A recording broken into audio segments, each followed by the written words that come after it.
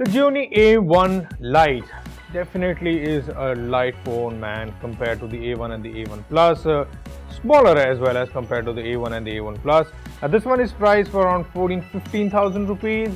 The A1 was priced between 15 to 19,000, 20,000 rupees. I say that because there was a special edition that was launched for around 19,000 rupees, and that was pretty good. The A1 Plus, of course, was priced for around 27,000 rupees. Gave you a dual camera setup, a bigger phone, big display, more power, more battery. You're not really losing out on much over here because essentially it is about the camera and the battery, and you're getting a 20 megapixel front facing camera because selfie is what Gionee is really concentrating on, say it's selfistan. At the back you're getting a 30 megapixel camera and there's a 4000 mAh battery. So camera and battery are sort of taken care of.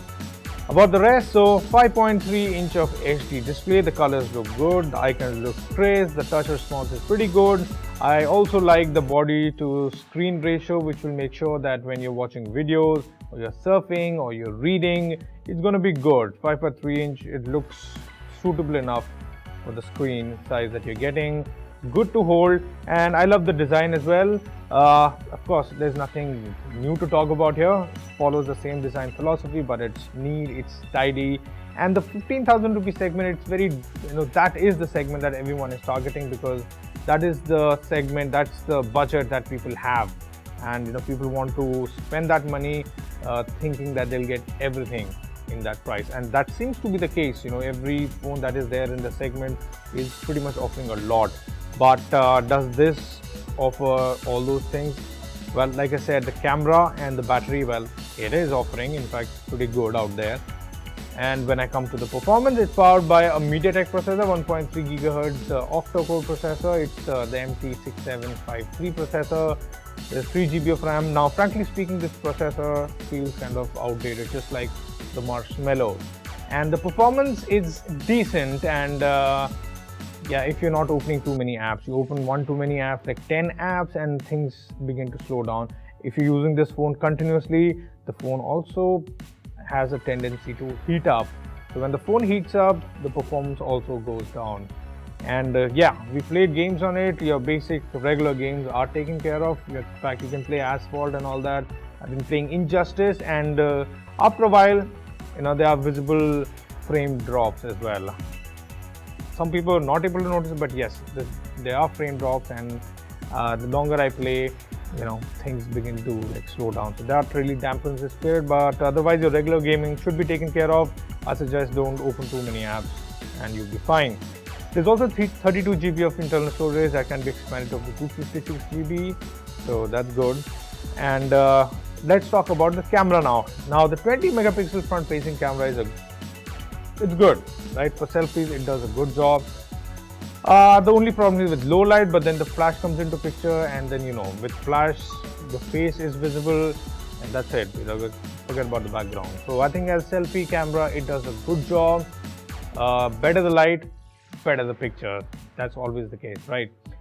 If I talk about the rear camera, 30 megapixel camera, well, under good lighting condition, you get good results. The only thing is at times you feel that you've got the thing in focus and you quickly tap and click and go on, but later you realize that it's soft. And that's been a bit of a problem with the camera, with the Gionee cameras. And because if you zoom in and you notice those softness, and it doesn't really look all that good. But I think if you're uploading on social media, you'll be able to get away with it, especially when you're using all those filters and whatnot. It's running on Android Nougat, that's good. They've got their own UI. Wow, that UI, I know it's really subjective, man. I like the stock Android feel of things, but here, no app drawer, just your menus. Keep adding those icons, keep adding the menus. There are customizations here and there, and yeah, you will get used to it, so that shouldn't be a problem for you. The 4000 mAh battery is also pretty good.